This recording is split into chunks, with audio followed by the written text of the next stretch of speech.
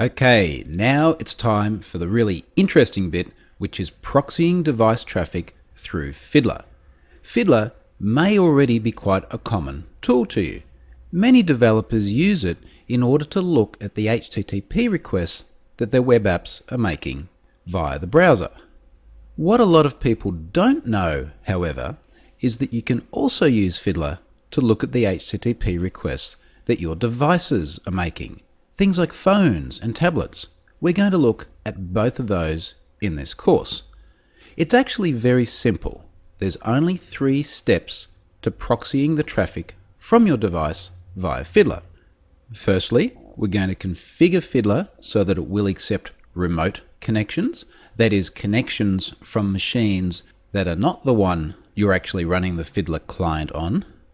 We're then going to find the IP address of the host machine, that is the machine that we are running Fiddler on. And then thirdly, we're going to configure the device to use Fiddler as a proxy. So let's do that now. Let's jump out of the slideshow and let's just start up Fiddler. There we go. That's probably familiar to many of you. And all I'm going to do now is jump up to the Tools, Fiddler Options, and look at the Connections tab. Now this is what your Connections tab looks like by default. And there's only 2 things here that we want to take note of. One is the port. It will default to 8888. 2 is this little checkbox here, allow remote computers to connect. This is what's going to allow my iPhone to start sending traffic through Fiddler. So let's check that now. Fiddler is asking for a restart. We'll say OK to that. That's fine. Let's just give it a restart and make sure that everything is going to work just fine. And fire it back up. So Fiddler is ready to roll. Step 2 is we need the IP address of this machine. So I'm just going to grab a command prompt. We'll drag it over here. ipconfig. And what we can see here is that my IPv4 address on my Ethernet adapter, this is a PC that is actually wired into Ethernet, is 192.168.1.16. That's it. This machine is now ready to roll. So let's jump out of that and let's now go and configure my iPhone. So what I'm going to do is just jump back into the slides to show you what that looks like. Okay, so here is my iPhone. And again, it doesn't have to be an iPhone.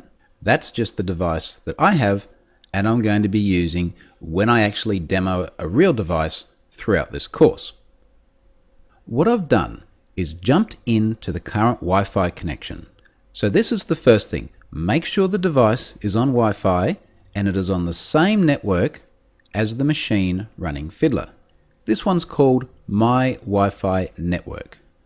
I'm now going to hit on the little information icon next to that network, and that's going to bring up the network properties. What I want to do now is just scroll all the way down to the bottom of this network. And what we'll see down there at the end of the screen is some HTTP proxy information. By default, it's off. What I want to do is just flick that guy over to manual. And when we go to manual, we're going to get some options: server, port, and authentication. Now the server is just the IP address that we saw earlier on, 192.168.1.16. That's it, easy.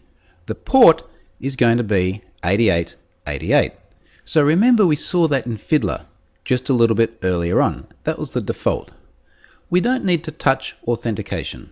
There is no authentication configured for this Fiddler proxy. And that's it. That's the entire configuration. We enabled Fiddler for remote connections, we got the IP address of the machine, and then we put in the proxy settings in the device. So now that all that's done, let's move on to the next section, and I'm going to pull out my iPhone and we'll start proxying some traffic.